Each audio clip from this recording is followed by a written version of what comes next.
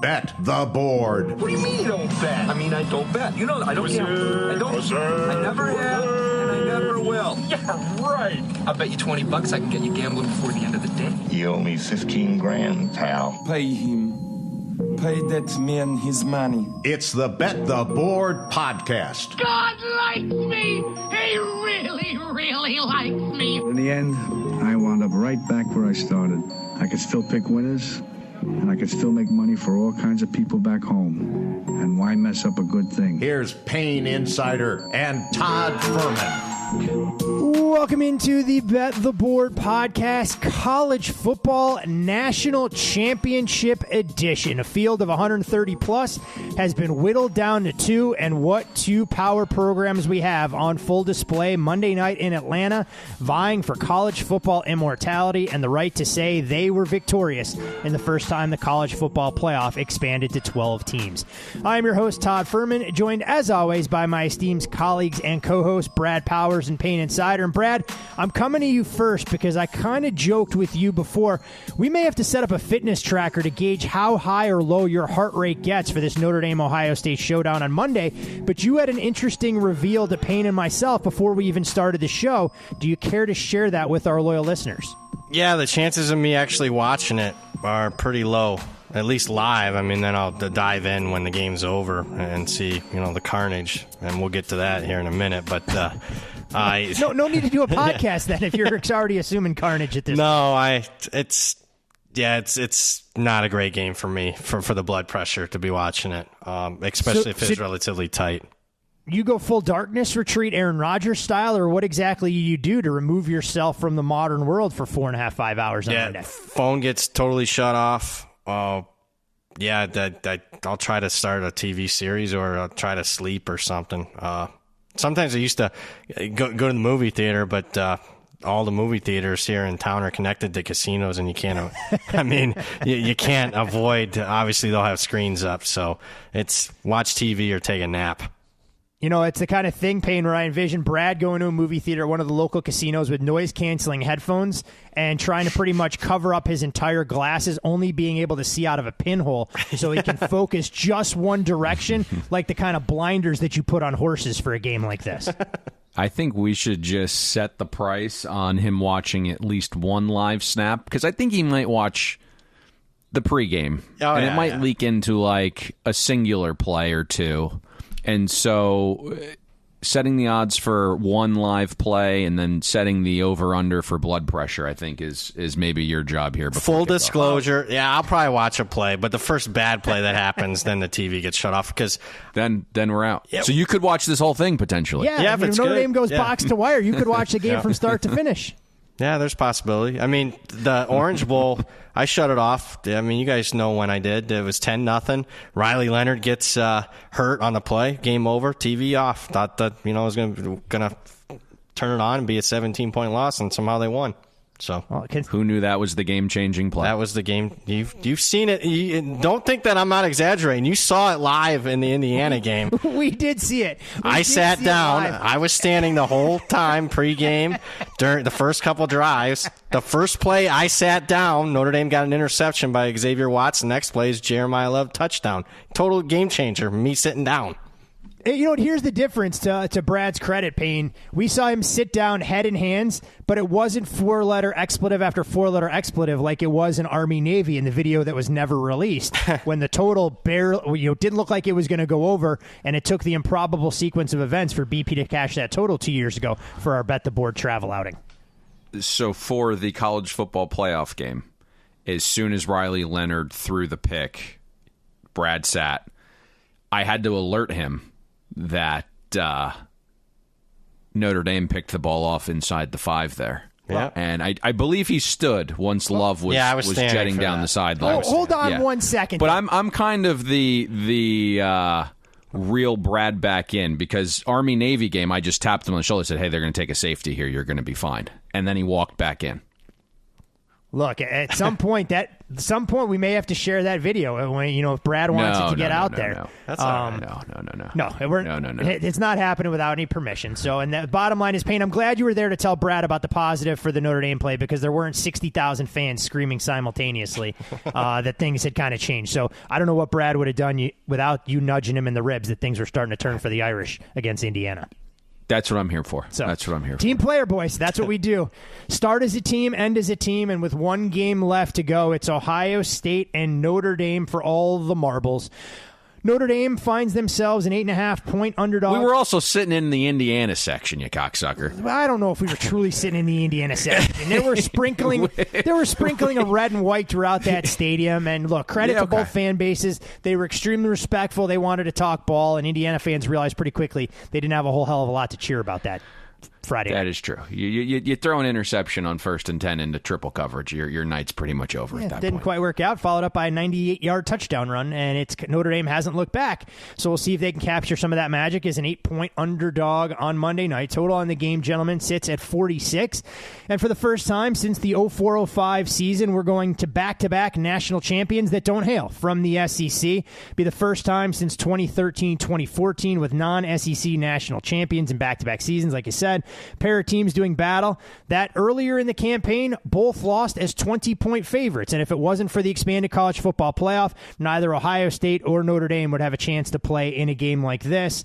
Average margin of victory in college football national title games, though, for those folks who are looking for a contest to be close, 20.1 points. So the biggest game hasn't exactly been must-see TV, whereas the overall average margin of victory in college football playoff games, a shade lower at 18.6. Both programs looking to try and get their 9th national title in the AP poll era. And for the old adage that defense wins championships, these two teams are the perfect embodiment of such. Top two teams in the FBS when it comes to scoring defense this season.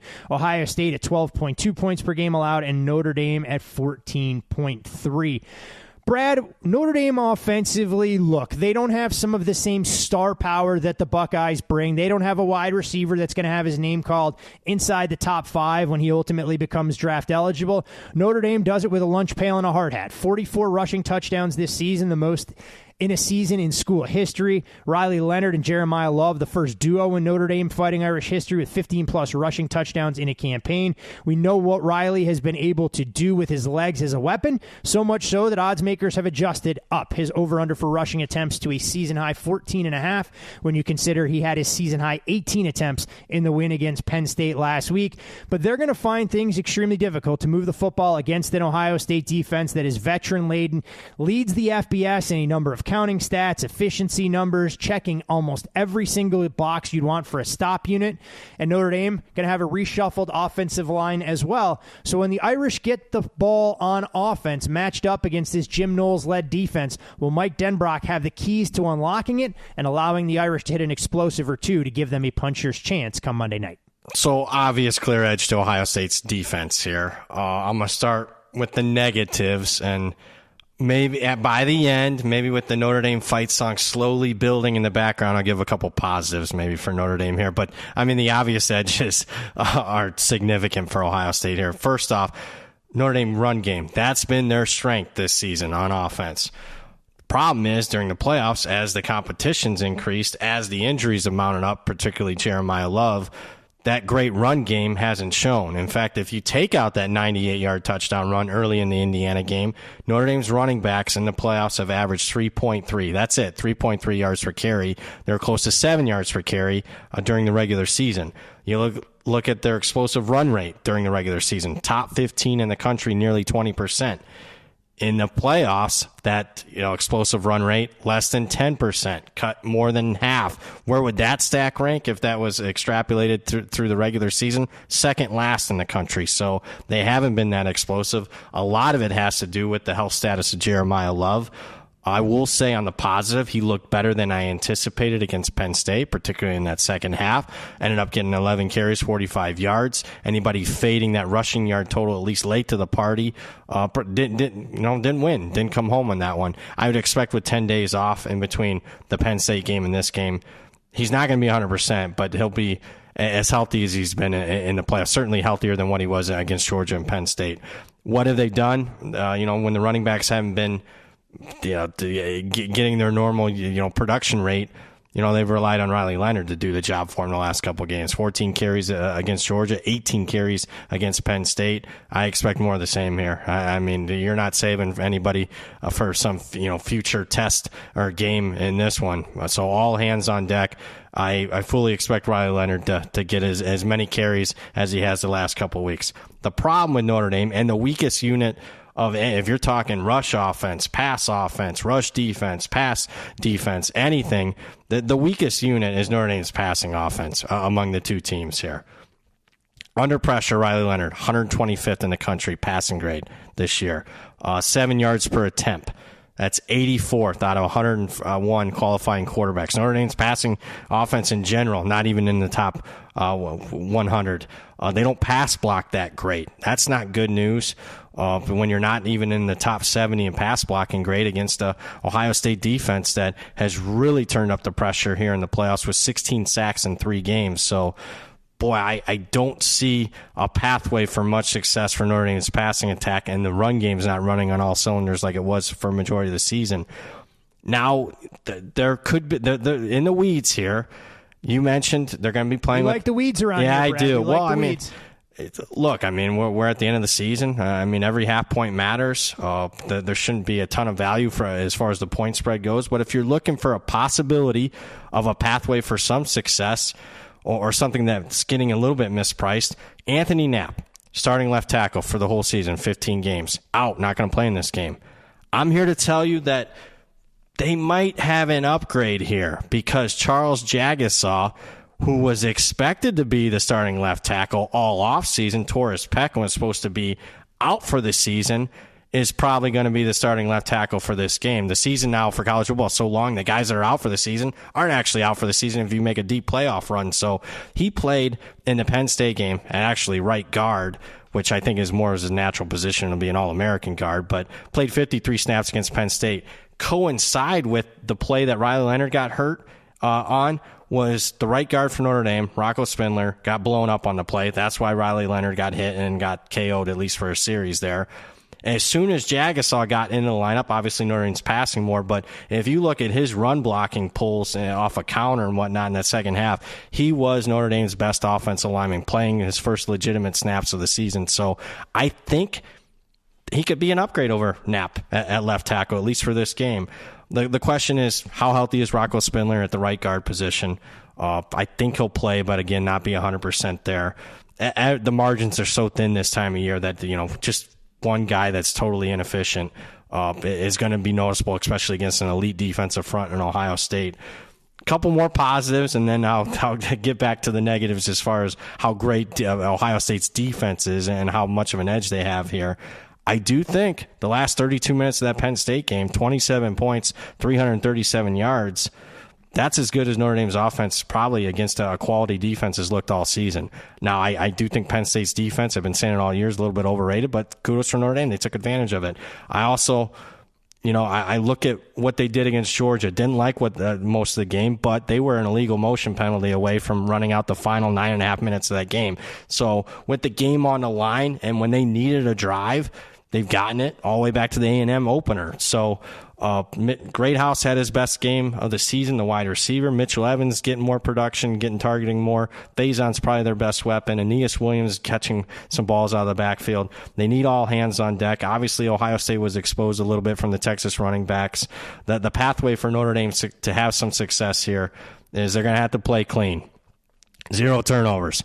Take advantage of starting field position because if they're not, the regular stuff, I don't think on a down and down out basis is not going to be great because as you mentioned, Todd, Ohio State's defense, the basic counting stats, yards per play, number 1, total defense, number 1, scoring defense, number 1 in percentage of plays gaining at least 10 yards. They've allowed less than 15% of those plays. They're first in the yards allowed per dropback. They're first in red zone touchdown rate allowed. I got to tell you, watching, because at this time of year I get to watch more all 22 and just really focus in on just a few games. The stuff they're doing pre-snap, I don't think I've ever seen from a college football team. Now, I'm not the sharpest tool in the shed, and it's not like I've watched all 22 for 50 years, but the formations they're using pre-snap is just I don't expect almost all college quarterbacks to figure out what they're doing. I don't even, watching the film in slow motion, I don't even know what they're doing prior to the snap. I mean, what's amazing is Ohio State's defense, their run grade, is the best in college football in the last 5 years. And they're doing it with light boxes because what showed up on the film against Texas was, they had 6 guys in coverage. And what's unique is what they're doing with Caleb Downs, basically playing middle linebacker, but instead of 5 yards off the line of scrimmage, he's 10, but he's quick enough to read and identify, make plays like he did at the goal line against Texas. So you can't get, an offensive lineman can't get to the second level against him and block him. So he's been running free. I got to tell you, Jack Sawyer and JTT have really upped their game, playing the best football of their careers. The last 3 playoff games are getting all the headlines. The guy that stands out on tape is number 91, the defensive tackle, Tyleik Williams, 330 pounds. He's playing like one of the better defensive tackles in college football. Breaking it down, I think Jim Knowles is elite. They have elite talent. This is the best defense in college football. You've seen what they've done against better offenses than Notre Dame, Oregon twice, Penn State, Indiana, Texas. Those teams, were averaging 6.4 yards per play coming into the game. Ohio State limits them to less than 20 points per game and less than 5 yards per play. So, can Notre Dame take advantage of Ohio State? Other than simple stuff like turnovers, field position, maybe they can throw outside the numbers. We saw Dylan Gabriel, at least in the first matchup, take advantage of that. And then I'll also mention this, and I got a lot of hate for this, but I've seen it creep up a little bit this year again. I go back to last year in the 3 most important games, Notre Dame, Michigan, the bowl game. Ohio State's defense late just allowed teams to drive down the field on them efficiently. And even this year, Oregon's last 3 drives, when in a close game, 13 plays, 73 yards, 5 plays, 60 yards, 11 plays, 74 yards. Against Michigan, last 2 drives, 15 plays, 77 yards, 11 plays, 57 yards. Notre Dame's going to have to be, they're not going to hit explosives against Ohio State. But if they want to be efficient, late in the game, if it's tight, Notre Dame's capable of doing it. We saw it against Georgia, and Ohio State's capable of giving up multiple drives like that. So that's the pathway, but when it's all said and done, Ohio State's got the edge here.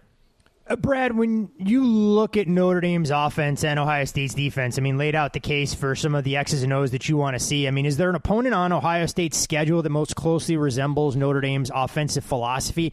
Is it what we kind of saw from Michigan and their willingness and stubbornness, I guess, for a lack of a better term, to run the football? And no disrespect meant to any of the receivers for Notre Dame, but an underwhelming pass-catching unit that was able to shorten the game and kind of continue to bang their head into a brick wall to wear down the Scarlet and Gray in their own building? Great question. I would say Michigan's probably the best comp, but then again, I think Notre Dame's offense is better. Riley Leonard's better at quarterback. But as far as being patient, I think the Denbrock's certainly shown that he's willing to be patient. I don't know how patient they can be because, I don't expect Notre Dame's defense to have the same amount of success that Michigan's defense did. But as far as very limited weapons at wide receiver and tight end and maybe a little bit of offensive game plan, yeah, it's similar. And Michigan, again, like I mentioned, everybody talks about how bad Ohio State's offense was in that game, and it was. Money drives, Michigan, that offense, 15 plays, 77 yards, 11 plays, 57 yards, last 2 drives of the game. They ate up basically at a quarter of time of possession on those 2 drives alone. Ohio State couldn't get off the field. Yeah, you have to put together those marathon marches, and maybe that's part of what goes into Notre Dame's game plan to try and shorten the contest, knowing they don't have some of the same explosive playmakers capable of scoring from 60 or 70 yards out like Ohio State does in a game of this magnitude. And Payne, as Brad mentions, the defensive side of the ball, in the playoff, Will Howard has been outstanding for the Buckeyes. Completion percentage, 74%, consistent with kind of some of the numbers that we saw during the regular season. More than 300 yards passing per game, 6 touchdowns, 2 interceptions. But what'll change here against Notre Dame and their overall Irish defensive philosophy under DC Al Golden is that the Buckeyes have faced man-to-man coverage just 19% of the time this season. Al Golden and Notre Dame, that kind of has become their base defensive sort in terms of trying to confuse opposing quarterbacks, playing their defensive backs on an island. But Ohio State, a bevy of game-breaking talents, most notably Jeremiah Smith, the receiver position, but Carnell Tate, no slouch in his own right, Emeka Egbuka, was the big winner for Ohio State in their win against Notre Dame when these teams met last year. We know about some of the game breakers in the defensive backfield. And for an Irish team that's a little bit undersized along the defensive line, they utilize some finesse components and speed to try and disrupt what opposing offenses want to do. So as you begin to assess the chess match that'll take place here between Chip Kelly and Al Golden, what are some of the matchups you're most intrigued to see unfold when Ohio State has the football? I think that's the big question, right? All eyes are on Notre Dame defensive coordinator Al Golden and kind of how he elects to go about defending Ohio State. And ahead of the semifinal game against Texas, we mentioned Pete Kwiatkowski's Longhorn defense being built to stop these new school passing offenses, right? 5 defensive backs, gobs of zone, lots of too high. And that was the perfect strategy against an Ohio State offense that had really upped its downfield passing, right? Upped its aggressiveness during the college football playoffs. Texas forced Will Howard to kind of methodically move it. And when the game started, he's just dotting the ball, finding these holes in the zones. Kind of changed once he threw that interception, but Texas lived in zone on 80% of dropbacks. Ohio State saw the second, or actually the highest rate of too high they had seen all season. It was 65% between the 20s. But that's what Texas already did on defense. It's who they are. I'm interested to see what Al Golden does with extra time. He's obviously going to have some wrinkles here. And I do think, at the college level, these aren't pro athletes. It's kind of difficult to be a great man coverage team and then in a little over a week kind of morph into an elite zone team. Notre Dame, when you look at their profile, they've played man coverage at the highest rate in college football. It's 56%. And I think that's it's a conversation for a different day, but we've tried to expand the type of things we talk about on the betting podcast, and you're kind of upping your level because a lot of the stuff gets pilfered. But I think one of the misconceptions when we talk about zone, and man, it's like, this is the number one man team. It's 56%. So they do play zone, right? It's not all man. They've played too high Notre Dame at a too high rate, 15% clip this season. If you go back and look at the game against Louisville, we did see Notre Dame play a season-high rate of zone coverage at 64%. They played too high at a 21% clip. So they did show that ability to morph in that game. And even with the little amounts of zone coverage that Notre Dame's played this season, they're actually 4th in EPA per play allowed when they're in zone. They're number 1 in EPA allowed in too high. You look at Leonard Moore, you look at Xavier Watts. They've been elite in coverage. Combined, those two allow about 5.5 yards per target. Jordan Clark has stepped in, didn't play as many snaps in the Penn State game, but took on a little bit of a larger load towards the end of the season. Christian Gray has certainly battled. But what I will say about this is the competition. I kind of go back to that. It hasn't been great, right? I think we talked about who Notre Dame had played heading into the postseason, like what competent passing attack had the Irish faced this season, right? Notre Dame played A&M's backup quarterback. FSU was a disaster, but also had their backup quarterback, Georgia Tech's backup quarterback, and then it was Virginia and Stanford and Purdue and NIU and Miami, Ohio, all offenses outside the top 85. Notre Dame then played 2 option offenses in Army and Navy, and then they played Georgia with its backup quarterback, and then Penn State's receiver group was one of the weakest at the P4 level. So a lot of the metrics are going to be boosted up, but you can only play who's on the schedule, right? But the only receiving groups that can kind of sniff Ohio State's, and I think this is still being overly kind, was Louisville with Cullen Lacey and Ja'Cory Brooks. Those two gentlemen went for 142 yards, 2 touchdowns, 10 receptions against Notre Dame. And then USC's with that kind of grouping of Lemon and Lane and Deuce and Branch. With the backup quarterback, USC threw for nearly 400 yards. So this is a massive step up in class for Notre Dame's defense as well. I think probably the higher level conversation past Notre Dame's coverage scheme in this game is maybe 2 other elements and how they unfold, and it's Notre Dame's ability to get natural pressure and Notre Dame's ability to stop Ohio State's ground game. And those 2 things, in my mind, are what will allow Al Golden to actually have an ability to play a little more zone coverage if he wants, right? If Notre Dame can't get pressure or stop the run, then Notre Dame's going to be forced to play man coverage and allocate more guys to the box. That to me is kind of the chicken and the egg here. It's like we've seen Ohio State's offensive line improve with some shuffling and cohesion down the stretch, right? They lost their left tackle in Simmons. They lost their center in McLaughlin. But if you look through 3 playoff games, Tennessee only generated a 16% pressure rate, Oregon 22%, Texas 25%, and most of that pressure was created by great coverage. Notre Dame has kind of been Jekyll and Hyde, right? Generated a 54% pressure rate against Georgia, 25% against Penn State, and that was all the talk. How is Penn State going to handle these exotic blitz packages from Al Golden, because Boise really gave them fits? Riley Mills is out. Would have been nice to have him playing over a backup center for Ohio State. Penn State has found, they found some success against Notre Dame as well, right? 54% rushing success rate. Singleton ran for 3 touchdowns. So you're kind of looking at this and saying, like, can Henderson and Judkins be efficient enough on the ground to force Al Golden to bring an extra man down? And, you obviously don't want to get him hurt because this game can change in a hurry. But I think Brad mentioned on the other side of the ball, right? It's the last game of the season, right? This is balls to the wall. If you want to see more man coverage from Notre Dame so your receivers can thrive, you create that manual box advantage on the ground a few times early. Show that you're willing to run Will Howard on designed attempts, because I think that is going to open up the ability to have Notre Dame play more man. So I think while everyone's talking coverage types for Notre Dame's defense, I think it's on Ohio State to dictate and force Notre Dame to play man by protecting well enough that Al Golden has to send extra guys to get pressure. And Al Golden has to allocate more guys in the box because Ohio State's running it well enough. Chip Kelly is going to run from spread concepts. Notre Dame is 86th in early contact rate on ball carriers. They allow a shade more than 5 yards a carry while playing with a light box, and the majority of that sample size had Riley Mills in it. The most efficient way Ohio State has run the ball this season is from spread.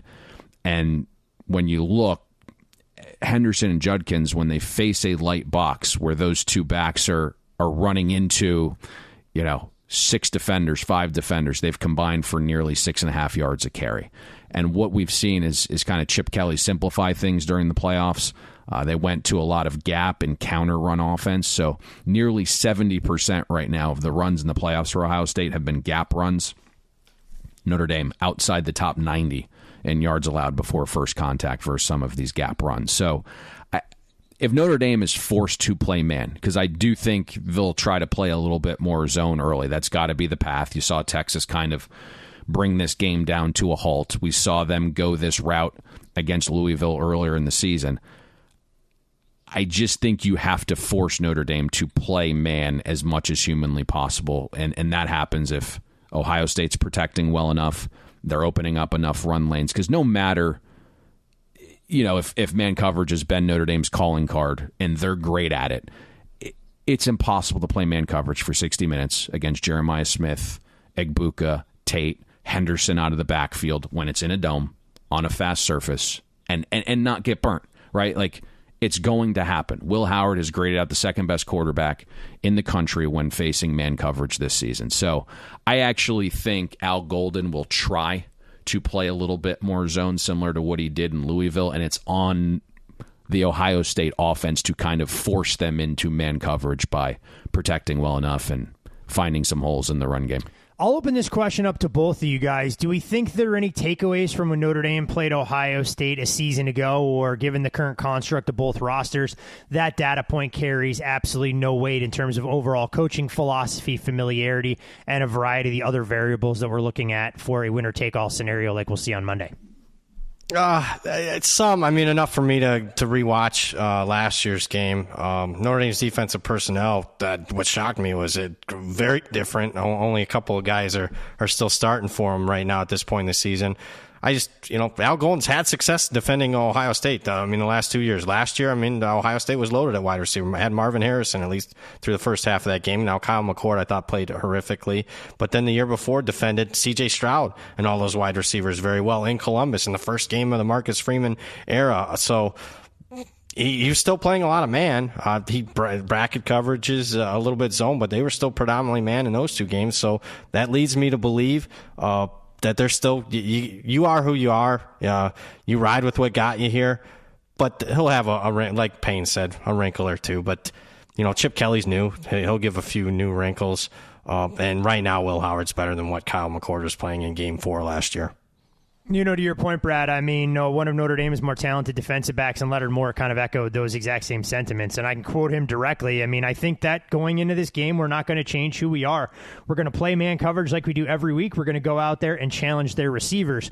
So whether it's foolish, folly, or overall level of confidence, I mean, I can't imagine the Irish are going to change their DNA too much for a game like this. It'll be interesting to watch all of that unfold in the slight tweaks and modifications with 10 days of prep, both Chip Kelly can provide offensively, what we'll see from Al Golden defensively, and on the other side of the ball, if Mike Denbrock can do some things to open it up against a Jim Knowles defense that has been airtight and outstanding all season long, holding the majority of opponents under that 21-point threshold.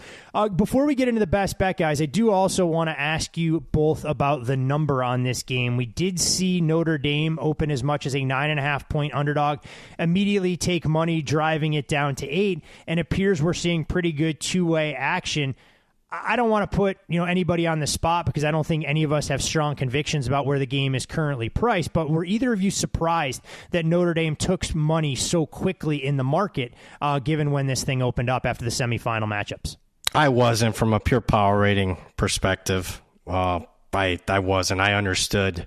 Even though I think the matchup in a lot of ways is horrific for Notre Dame, the pure numbers guys are certainly not getting Ohio State. I mean, as high as 10.5 it opened up at a book in Vegas. Yeah. So 10.5, 10, 9.5, wasn't surprised. Now the next move, if it came down even further, then I would be starting to get a little bit surprised.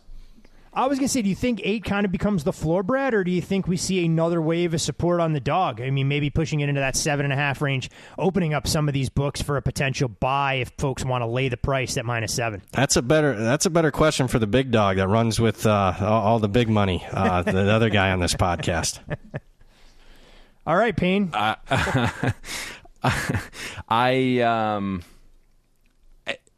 think, at least from a book perspective, we're going to see a little more balanced action than I think you would have thought initially. Notre Dame is, well, how many games in a row have they covered? 11. Is it 13? 11 now. Okay, so, I mean, they're getting people to the window. They are the beloved dog, it seems. I saw a former sponsor send out a post and said basically everyone is rooting for Notre Dame. So I think that, at least from a perspective of the books having to move this based upon the public, where the public has their say in games like this, I think we're probably at a good number here. Does another wave come in? There's been sentiment that Notre Dame's going to be a fairly large bet here for some folks, but I think it's predicated on the number, which Brad indicated. I think based upon how Al Golden's defended Ohio State in the past, he's had some success there.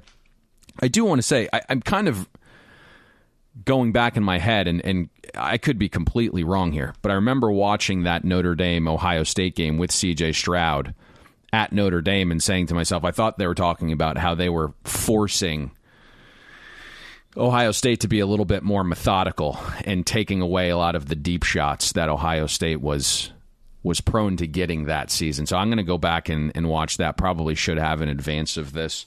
Dink and dunk your way to 10, 12 play drives, hoping a team doesn't self-destruct, much like Texas did against the Buckeyes. I'm nearly certain they kind of played to keep things in front. So it's obviously nice to be who you are, and I think there's going to be man coverage in this game. I just if you're sitting here and saying, hey, Notre Dame's going to go out there and play the inverse of Texas with 80% man, I don't think that I don't think that's going to be the case. I think Al Golden's going to throw a couple curveballs here because you also have to play a style that meshes with your offense, right? Notre Dame's offense doesn't have the big playability. They don't have the ability to be explosive. They're not going to go out here and, I mean, we could be way off on this game, and score into like the high 20s here, right?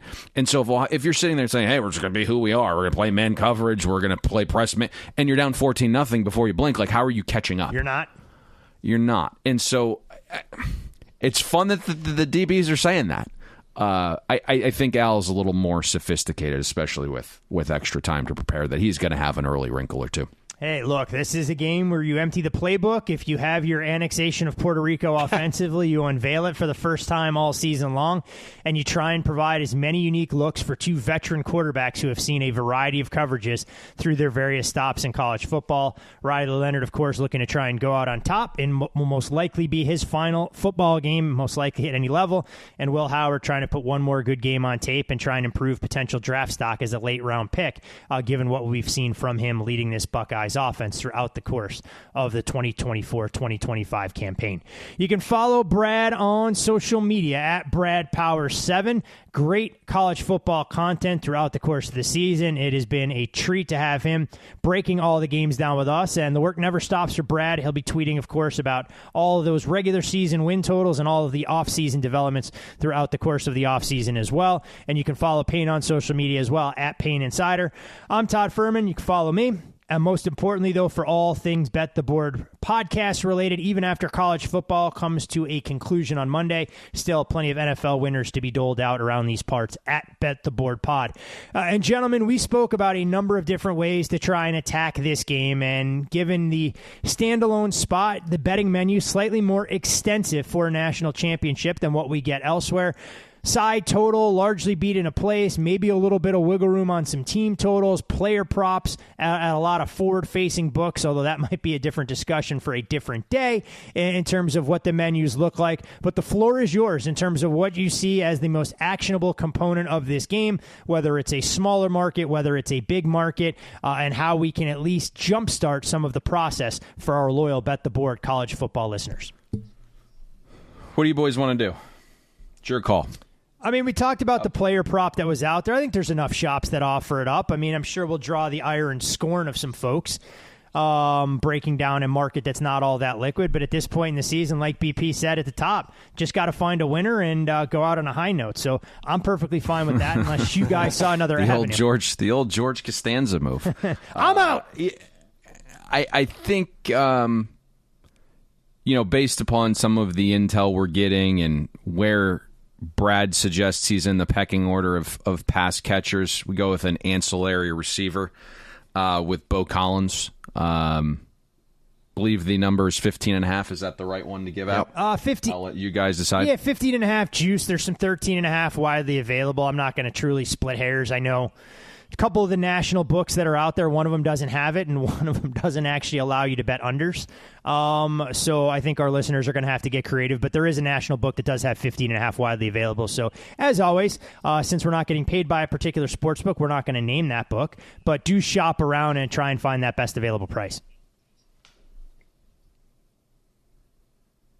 Don't all talk. Beautiful. Don't all talk at once. Beautiful. Please. Well, I'll give you the quick handicap. I mean, even Bo Collins has been banged up, and I'll say this: even if he was 100% healthy, I would have him right now as a fifth receiving option for Notre Dame. Number one being, a combination of maybe Greathouse off his best game, or what I like, at least the most reliable in the last 3-4 games would be Faison.